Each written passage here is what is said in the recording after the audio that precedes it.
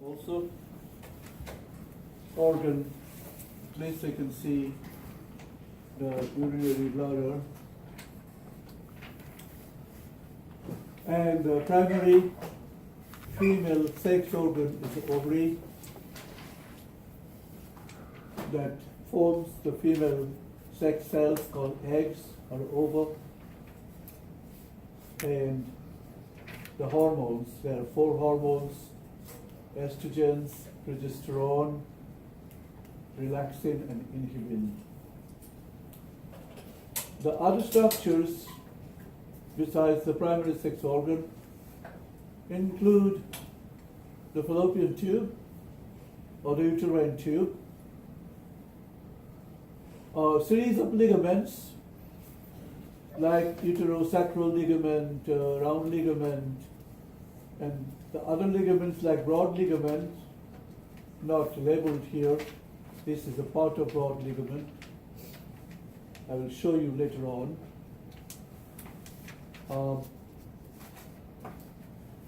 This region is called vulva, containing the labium majus and labium minus, plural labia majora, and here plural labia minora. The vaginal orifice is the opening. This is the vagina or vaginal canal. This part, proximal part of vagina, here is white, it's called the fornix of vagina. Here you can see the posterior fornix. The womb or the uterus that has the dome-shaped fundus, the body and the cervix. Uterus containing uterine cavity. And this is cervical canal. The cervical canal is a part of the uterus, part of the, it is the space in the cervix. So uterine cavity opens into the cervical canal through an opening here called internal os. You will see later on that internal os, external os is cervical canal opening into vagina. The other region, other access structures, mons pubis, the skin below, adipose tissue, fatty tissue, and the pubic hairs. This mound is called the mons pubis.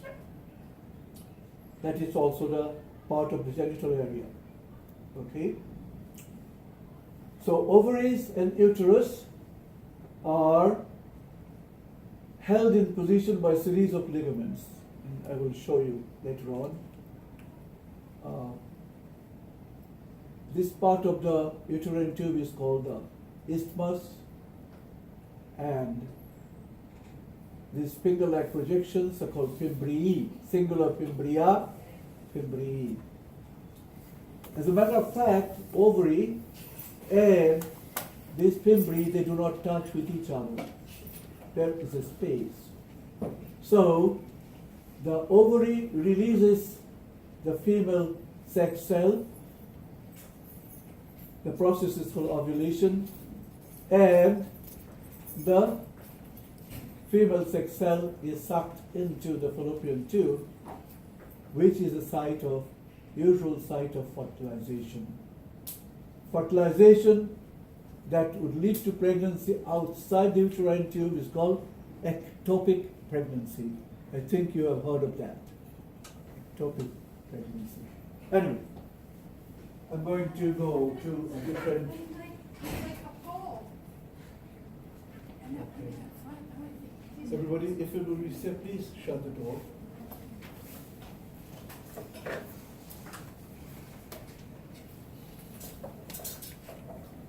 This is a posterior view from top. We look from top, superior view, the posterior side. You can see the uterus and ovary are supported by a series of ligaments. Like here is a round ligament, this one is a round ligament, this is the ovarian ligament, the broad ligament is here. This is part of the peritoneum called mesovarium, fundus of the uterus, body of the uterus, and this is the cervix of the uterus. This much you can see here. We'll go to another diagram. This diagram will reveal certain features, and you can see, you can get the different structures from these two models that I have pinned. Okay? Oh, by the way, there are two charts, and these charts are very helpful. Could you please? And you can keep one here. Yeah. Those two are important and then nicely displayed.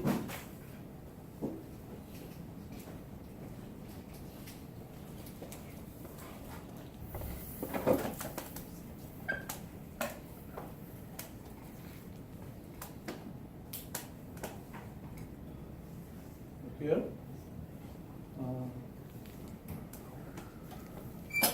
It's not isthmus, I lied. It should be infundibulum of the uterine tube. These are fimbriae. In this region, fertilization usually occurs. Fallopian tube. Ovary is connected to the uterus by means of ovarian ligament. This is ovarian ligament. The fallopian tube is suspended to the body wall by a suspensory ligament. This is a broad ligament, and with the mesovarium, broad ligament attaches the uterus to the ovary. The round ligament is on the other side, and you have seen already the round ligament. Uterus has three layers. The outer perimetrium, this is perimetrium, this one is perimetrium. The middle myometrium, that forms the bulk of the uterus, and the innermost endometrium, innermost layer. This is the uterine cavity.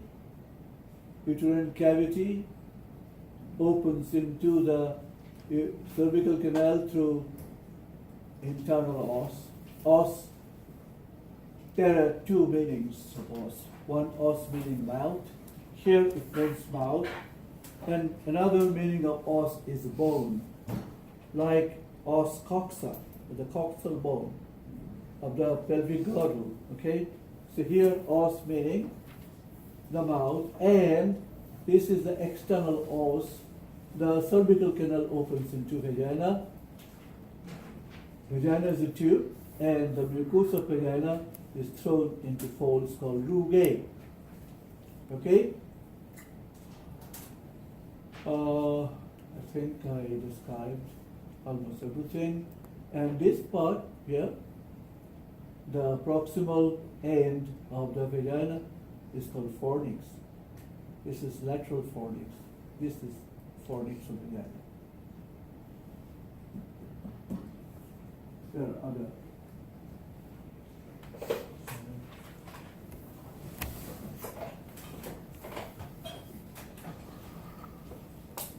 If you look at the epithelium of the fallopian tube, you will find it's made of simple columnar epithelium. Most of the cells are ciliated, and some cells are without cilia, but they have microvilli they are called PEG cells. And when you look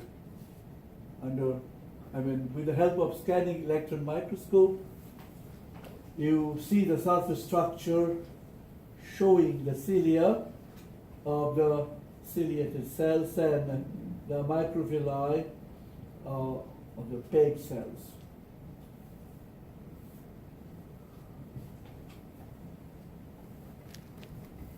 Uterus histology, and we are going to look at the sides, of course. And here you can see 3 different magnifications. Okay? There is an error here. This is definitely, the magnification is more than 40 times. Here 40 times magnification. You don't see the perimetrium, but you see the myometrium, made of smooth muscle. And this is endometrium from here. Endometrium. This is the basal layer, and this is the functional layer. Stratum basalis, stratum functionalis, this is the lumen of uterus. Here, this is the place anywhere on the surface of the functional layer, apical layer or free surface, implantation can occur. If you look at the surface of the free surface of the functional layer, you will find simple glandular epithelium cells.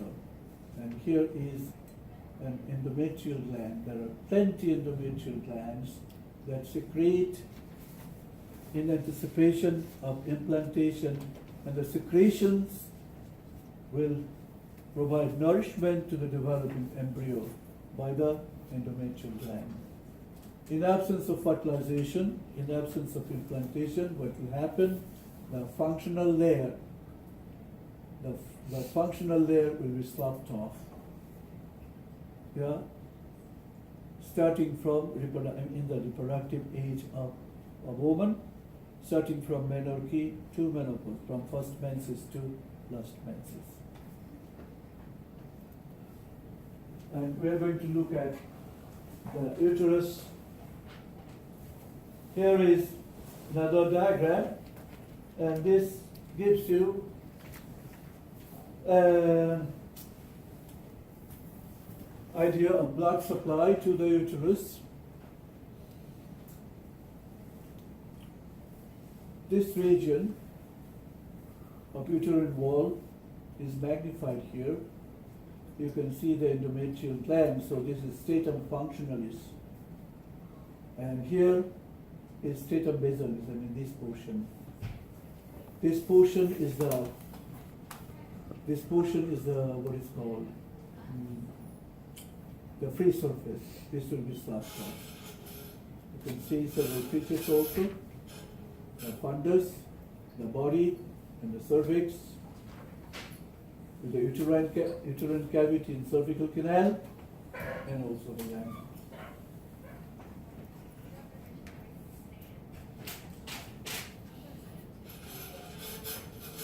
This is that we are not going to go for this.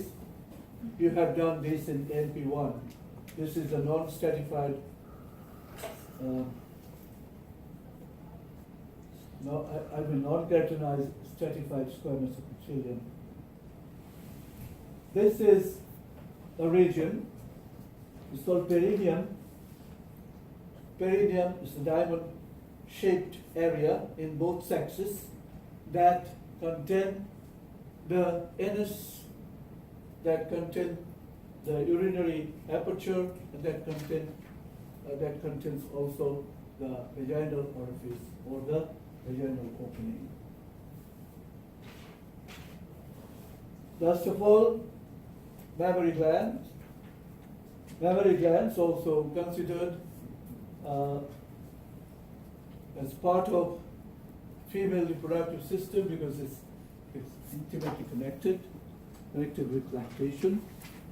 If you make a section through mammary gland, you will find that the milk-producing cells, they are called alveoli, they are contained in the lobules, and these are the ducts, lactiferous ducts. Under the influence of estrogen, breast develops, and also under the influence of progesterone and prolactin from the anterior pituitary and progesterone from the ovary, the breast is prepared for milk. And milk is secreted by the stimulus from suckling.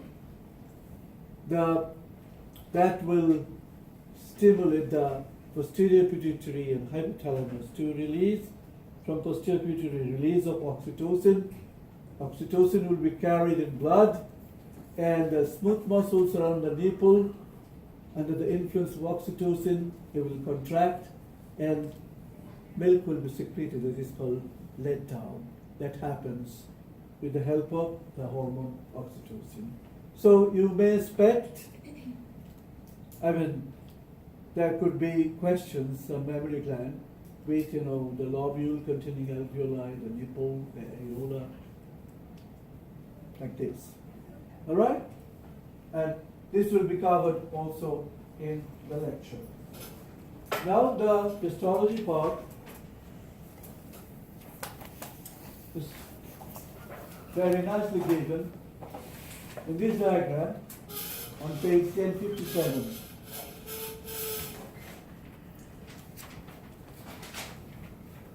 I'll do that.